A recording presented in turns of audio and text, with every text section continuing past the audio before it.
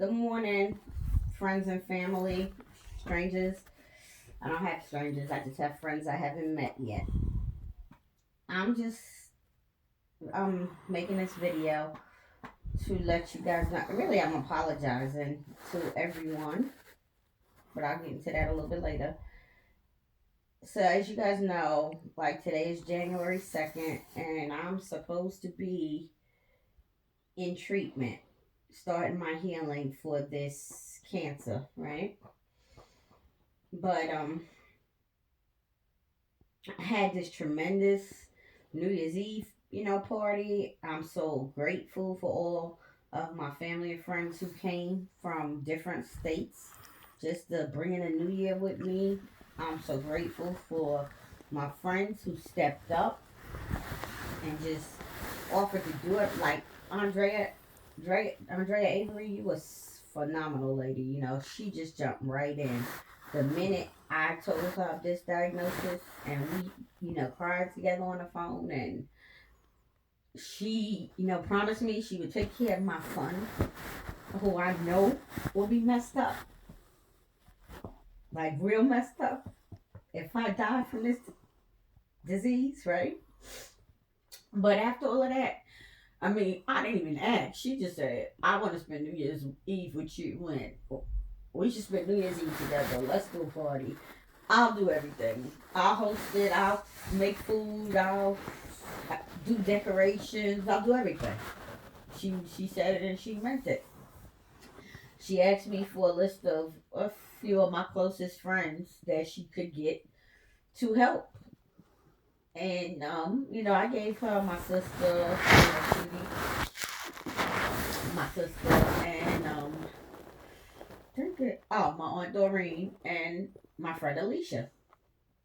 Alicia, I don't know if you ever got the messages or not, because you weren't here. So I don't know. I don't know what happened there, but I know you. I know you must have something. I know there was a disconnect somewhere, but nevertheless, I gave her these people, and she incorporated them into the plan, and everybody did a phenomenal job of stepping up. Shooty cooked most of the food. Andrea cooked food too, in addition to everything else she did. Shooty cooked most of the food. My sister made two large pans of macaroni and cheese, and y'all know macaroni and cheese ain't cheap, right? She did two of the like catered style pans, and what else? Oh my god, I mean, Shooty made so much stuff, I don't even know what it was. Shooty made cheese balls and a ton of meatballs. And like, what, 3 pans of meatballs? I don't even know how many meatballs there was. But I still had like 2 pans of meatballs left after the party. That's just how much. And she made some other stuff. Shooty must say meatballs. Oh, hee hee. Jello shots. They were delicious. And a sweet potato cake that I actually got none of. Nevertheless, Shawnee made a pound cake. Y'all came over. Everybody pitched in. And you guys came over and you celebrated with me. And you guys saw the videos. And the ones that were here were live. It was beautiful. It was such a great evening. It was a great party, right?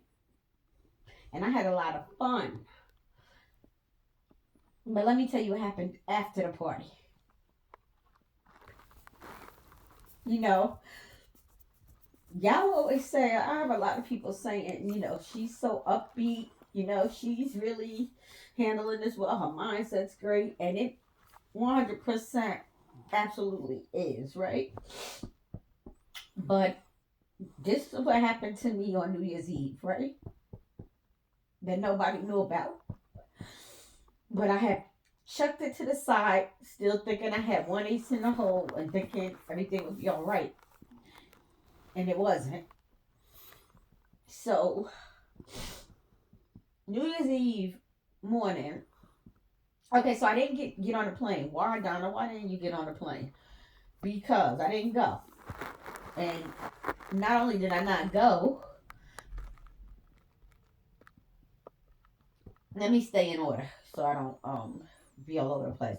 But I didn't go because I was still $6,000 short. I told you guys this treatment is costing me, with everything involved, um, $35,000 this go round, and that's not including some other things that come with it, like that I need to get. And I know, I set my goal for $35,000. A lot of people that are going through cancer, I've learned from my intake coordinator, raise a lot more than that.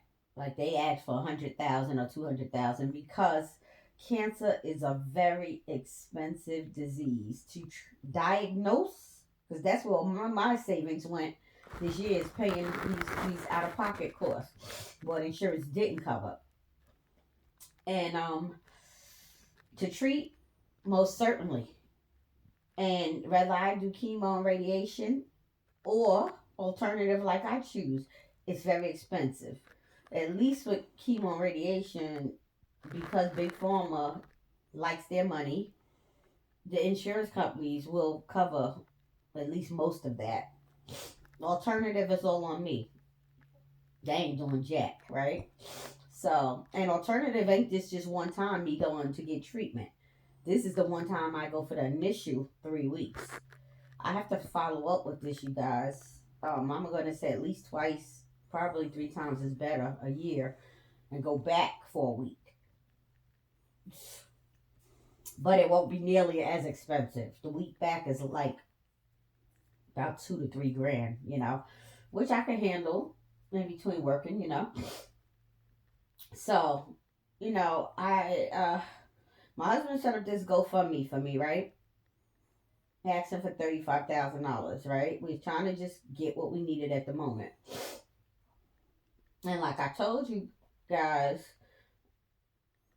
let me stay on top of him. I'm removing all pride and ego from this conversation right now because it doesn't serve me ever. Pride and ego serves no one.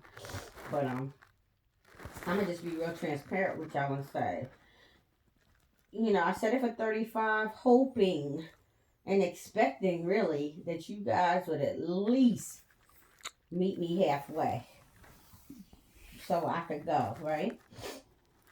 And then, like I told you, a lot of people might feel like, well, and this is wrong if you do, so I'm going to implore you to change your heart, right? If this is you, but I know how people are, right? So a lot of people look at my lifestyle, right? Because yeah, I go all around the world, and I'm going to continue to go all around the world because there's a whole world out there to explore, right? People are like, oh, she always gone. She's doing this, she's doing that. I do a lot of lavish things. I do. And so I know a lot of you might be saying, well, she's doing all this and she's doing all that, and she got savings and retirement or whatever, whatever. Then why don't she use her money? I'm not sending her nothing, right?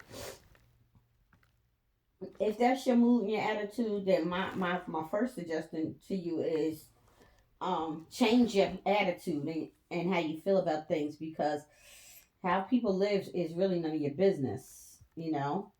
Even if they're asking you for something, you cannot look at how they live, because they've been living that way for a long time, and they've been living that way because they made it that way. But when tragedy strikes, you know what I'm saying, things get different, things change, and those people need you. And on top of that, these same people probably that helped you before in some way, form, or fashion, whether you know it or not. I do a lot of things anonymously, a lot of things that I never talk about. The only people who might know about it is if they was with me at the time it was done. Or, sometimes I tell my husband, my daughter, or my sister something just because something about the encounter, affected me or blessed me or whatever. But you hardly ever, I don't know if I ever made a video clip or anything, or I told you guys, oh, I just gave this homeless lady $1,000. That's just not me to do it. You guys will never know about it. But those who do know what I do is those of you who I've helped.